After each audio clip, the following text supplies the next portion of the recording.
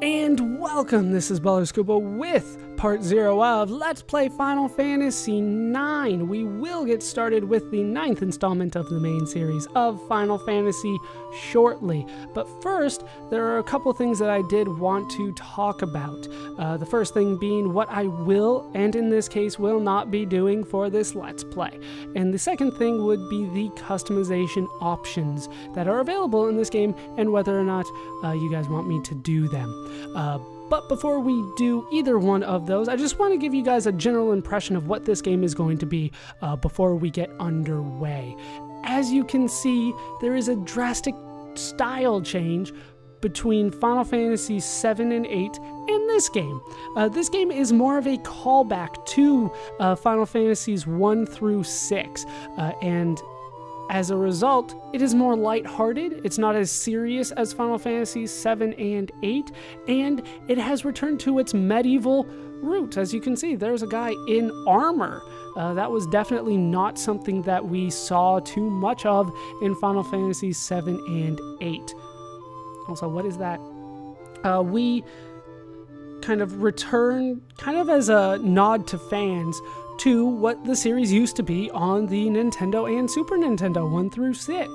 And as a result of this game being a callback, this game has more references to previous entries in the Final Fantasy franchise than I think any other game. This game is full of them, and I'll be pointing out as many as I can, see off the top of my head, but I still might miss some. This game is full of them.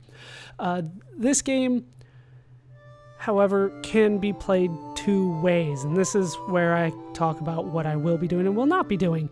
Let's start with what I will not be doing. I will not be doing this game the fast way. For those of you that know the game, you know that there is an item that I can get, but I will not be getting, if I pretty much blaze through the game as quickly as I can, and I just won't be doing it that way. I'll be taking my time through the game. I'll be going kind of my normal speed.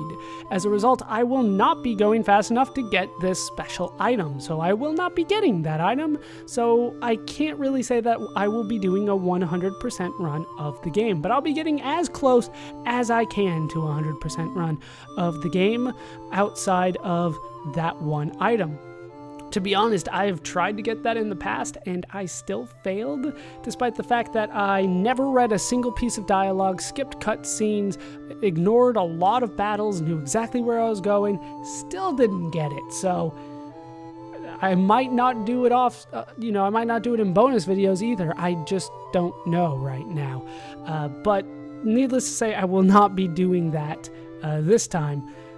I'll be taking my time, but I'm still going to get as close to 100% as I can. That does include the end of game side quest that was recently discovered, I guess you could say, within the past couple of years, and I never knew about it, but as soon as they mentioned it, I did kind of go, hey, that was weird, that kind of hinted at a quest, but I never knew what it was, and finally somebody found out what that quest was, so I will be doing that.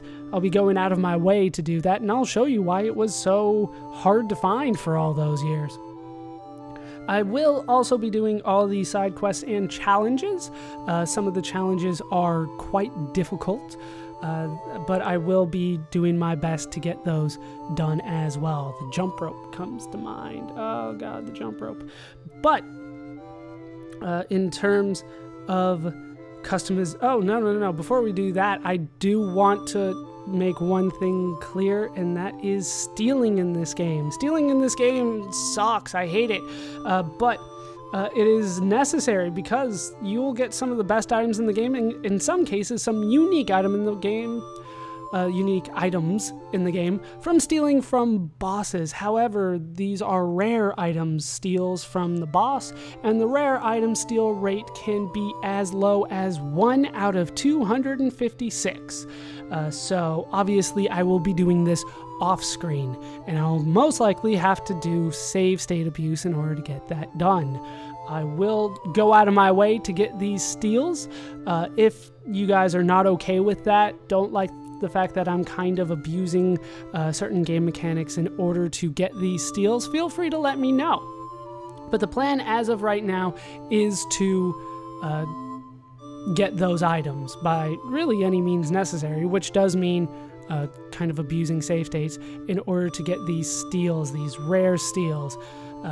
Once again, 1 out of 256. They really don't want you to get them, but in some cases, like I said, that's the only way you can get them in the game. So I will be doing that. Unless you guys override me, which you do have the ability to do. In terms of customization, there are quite a few characters in this game. You pretty much saw them. The game doesn't really try to hide the fact that which characters are which, right? You don't get names for these characters because you can't name all of these characters. So I will list the characters' names and their class, because we do actually return to classes in this game. I'm not sure if they're ever explicitly said, but it's pretty obvious what these characters are. I mean, look at that character. It's pretty obvious what that character is.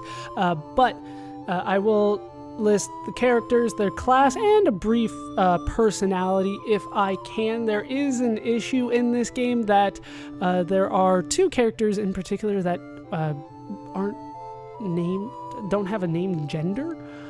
You can kind of write in whatever gender you want and it would work for both of them. So I will try to make that a little clear when the character really doesn't have a set canon gender as far as I'm concerned.